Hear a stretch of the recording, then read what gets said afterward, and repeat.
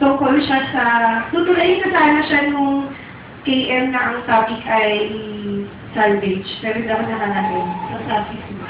So, ngayon na lang, happy irony po sa mga makata ng bayan. Ayan.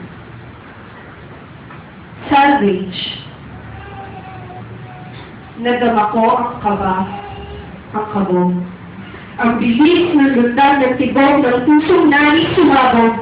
Ang alak ng pawis, tanghe ng singit, lapot ng dugo at lansa ng laway.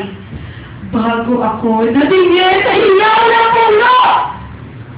At lumipad sa kawalan ang aking kaluluwa. Pero buhay. Ako ay buhay.